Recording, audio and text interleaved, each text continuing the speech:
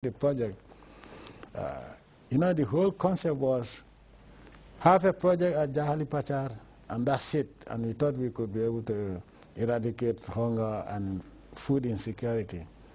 And this was since the independence.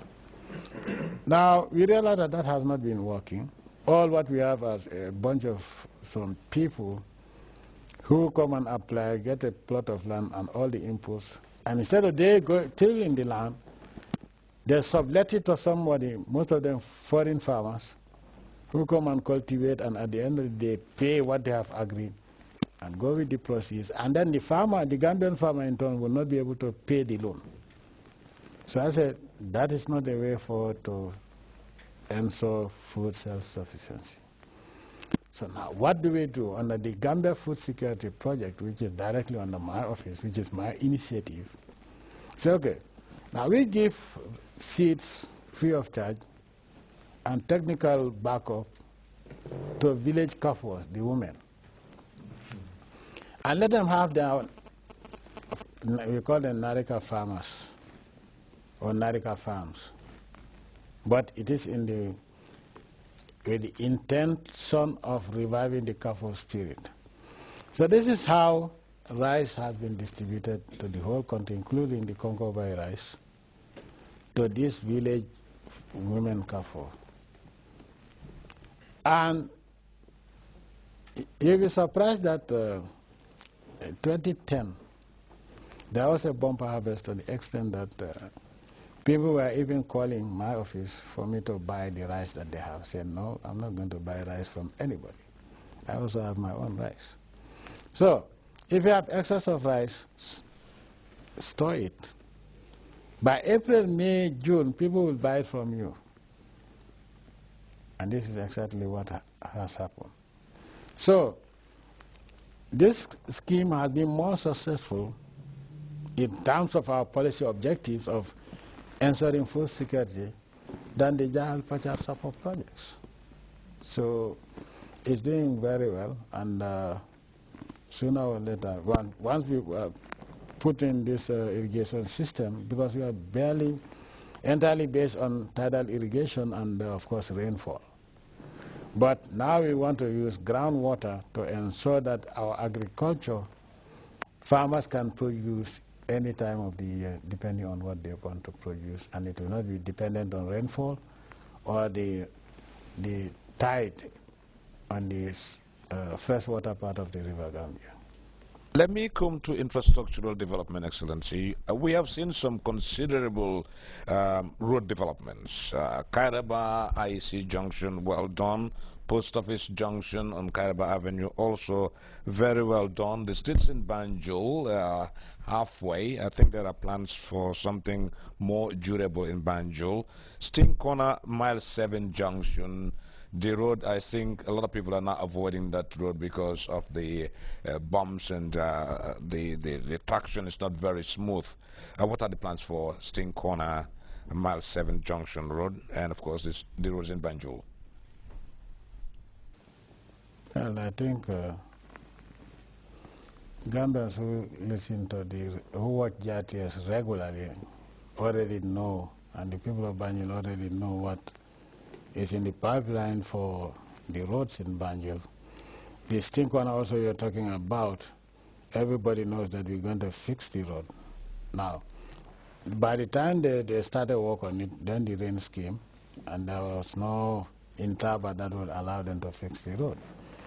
Obviously, nobody expects me to leave the road as it is, because it's in a very bad condition, but also any sensible person who goes there would know that the road is under construction. So you don't expect us to fix roads in far-off places and then leave this major road in such a bad condition. So it's going to be, the roads are going to be fixed. Those that need upgrading will be upgraded. As I said earlier on, towards the end of last year, when we went around Banjul, we have a unique problem in greater Banjul area, especially more so between from Banjul to, let's say, Bakau and Joshua area. Why? Because the water table is very high. And so, especially also that bit Stinkwana Mile 7 that you're talking about, that has always been a challenge. And I want a permanent solution to this chronic problem.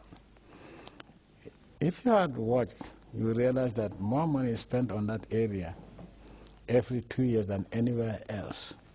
Because each time you fix the road, it sinks. So we looked at it, and they told us that a culvert was good. The culvert was put there. Every year the culvert is sinking.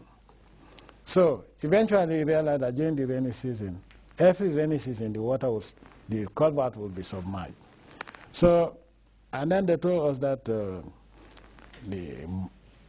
place, the depth of the mud is so profound that whatever structure you put there, unless it is in the form of a bridge, it's not going to last. It's still going to sink. It continues to sink. And so when they started to fix the problem, they were piling up and, they were trying to backfill it with gravel and others and then compact it and see whether it will sink. Well, it didn't sink this time around, but we're looking at more durable ways of fixing it because we want to make sure that if it is fixed for the next 10 to 20 years, we don't need to touch that part again. And so also, look at almost every 2 years, we fix a few streets in Banjul. All the major streets in Banjul have to be fixed every 2 years. Why? Because in Banjul, I think the water table is highest in Banjul than anywhere else. For the simple reason that Banjul is below sea level. And you dig, in most parts of Banjul, if you dig 2 meters, you hit the water table. And that's why it is not possible to have a swimming pool in Banjul. Unless a swimming pool of more than 1.5 meters deep is not possible in Banjul. So, because the water table is very high. So now the National Roads Authority, together with the Minister of Works, have come up with a recommendation that will solve the problem once and for all, at least for the next 20 years. And that is coming up with a system where we concrete the streets with a certain thickness to ensure that for the next 20 years, those streets that will be taken care of would no longer require biannual maintenance. So this is what we are working on. So of course the streets in Banjul will be fixed. And of course also remember that